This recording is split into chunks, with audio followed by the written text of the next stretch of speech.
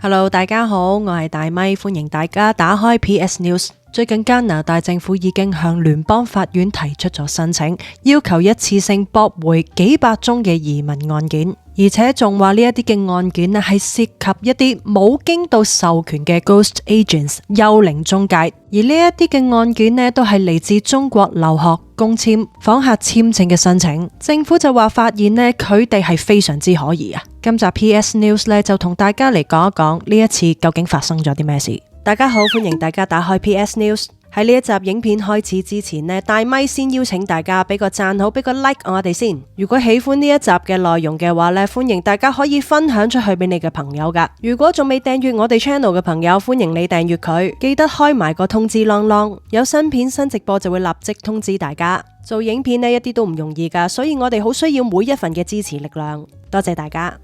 加拿大移民部長 Lila 喺上個月已經提交咗動議入邊指出話，有430份因為移民審理延誤而向法庭申請強制令，即係話佢哋係請求法院命令政府官員履行職責，加快佢哋嘅審理進度。但係喺格式上、措辭同埋寫作風格上邊，呢一啲嘅申請係高度一致。佢哋形容嗰個高度一致嘅程度就係複製同埋貼上。呢430個申請人全部都係話自己 self-represented， 但係加拿大聯邦政府進一步發現呢一啲嘅申請人全部都係用相同嘅住址、電話號碼同埋 email。換句說話講呢430份嘅移民相關申請可能係由於處理時間過長啊，啲申請人就向加拿大嘅聯邦法院申請強制令，要求法院命令移民部係快啲去處理佢哋嘅申請。但係問題就在於呢一啲嘅申請雖然聲稱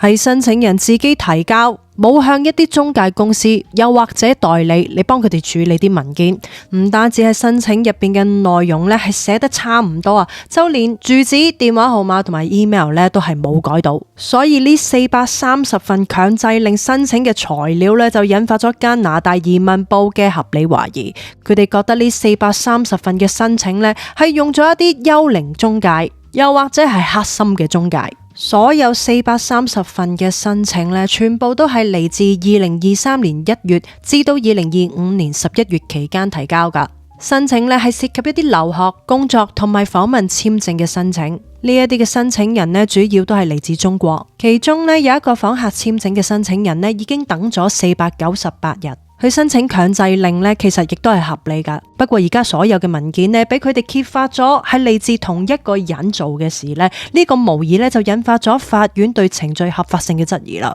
對於呢一類嘅幽靈中介一直都係 IRCC 系統監管嘅一個環節問題嚟噶。佢哋通常都喺幕後度操作好難去追查到。佢哋嗰一啲唔專業嘅行為唔單止可能係會損害到申請人嘅利益，搞到佢哋申請唔到，亦都有可能係濫用移民同埋司法系統。而喺近期加拿大嘅移民部 IRCC 係明顯加強咗對一啲冇授權代理嘅識別同埋追責嘅。一啲錫克族難民申請因為陳述嘅內容係幾乎一模一樣而被駁回。而移民部部長亦都曾經成功請求法院合併撤銷31個嚟自中非嘅申請人分別發起嘅訴訟。同樣地呢一啲嘅申請人都係用一啲共用嘅聯繫方式，引用唔存在嘅判例，而且佢哋啲用字用詞幾乎都係一模一樣噶。其中7個人被裁定各自要向政府俾720蚊加幣嘅訴訟費用。喺而家加拿大嘅移民訴訟嘅數量激增，令到系統壓力係加劇咗好多。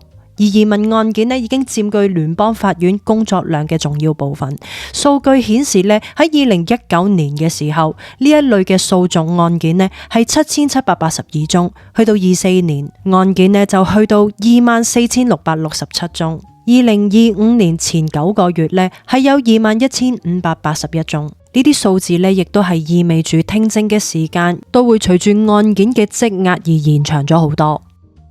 現時 IRCC 移民部喺案件審理嘅期間係拒絕作出任何嘅評論，但係透露已經提議出新嘅規則啦。對於呢啲幽靈中介，亦即係未授權移民嘅從業者，同埋涉及虛假陳述，又或者係教唆虛假陳述嘅人會處以最高150萬加幣嘅罰款，而且公開佢哋嘅姓名。其實咧，現時呢個時代入邊咧，AI 係幫助到大家嘅，但係同時咧，亦都有一個新嘅隱患，而唔係每個人咧真係會去請中介，你去代自己咧遞交申請嘅文件，因為請呢啲中介又或者係顧問嘅公司咧，佢哋嘅費用無論多定少都好，都係一個支出，未必人人咧都會捨得去俾呢個錢。而隨住 AI 嘅技術咧越嚟越普及啦，大家可能咧就會轉向用一啲 AI 工具嚟幫自己寫一啲移民申請文件，嚟降低自己嘅成本。但係咧問題就嚟啦，如果大家咧都係用一啲 AI 生成嘅申請文件，可能咧就會出現相似嘅語言風格同埋邏輯結構，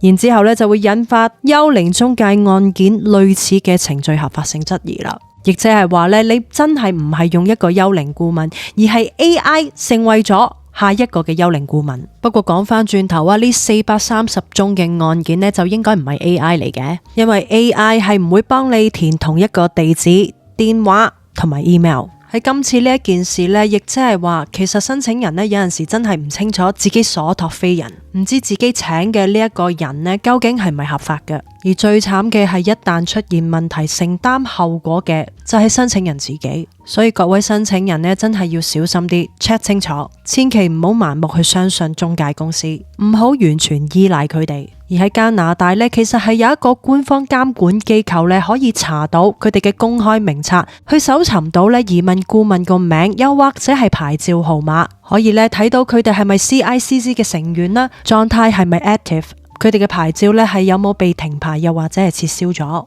而大家呢要注意一啲潛在嘅危機徵兆啊吓！第一，如果佢話能夠保證申請成功，又或者係承諾100% 獲批。第二，要求你先俾一啲高額嘅費用之後，先俾合約俾你。第三，顧問拒絕提供 CICC 牌照號碼，又或者係查詢嘅方法。第四，呢一點咧真係好重要啊！聲稱自己係政府嘅職員，識得政府內部嘅人，又或者能夠改變政府決定，呢啲通常咧都係一個騙局，又或者係未授權嘅人。好啦，大咪最後咧就做一個小小嘅總結啦。首先，揾移民顧問咧就要去查 CICC 嘅名冊，睇下佢係咪真係有牌照噶。第二，如果佢係律師嘅話，查省律師協會有冇登記到。第三，唔好信任保證成功，又或者係先俾錢嘅嗰啲人。第四，叫佢提供合法嘅證明，同埋自己上官網核實。最後，第五，其實唔需要中介咧，都可以自己申請噶。所有申請都可以自己喺加拿大嘅移民部官網上邊完成噶。如果你想慳錢咧，同埋自己學嘅話，真係歡迎大家去官網睇一睇啲資料，上面嘅資料咧係好完整，跟住一步一步嚟做就得噶啦。大咪希望咧呢一啲嘅資訊可以幫到大家。愛卡嘅你大咪 signing out。喜歡影片嘅話，歡迎大家讚好、訂閱、分享、開埋通知啷，我哋一有新片同埋新直播就會通知大家。多謝大家收聽收睇 PS News，我哋下次再見。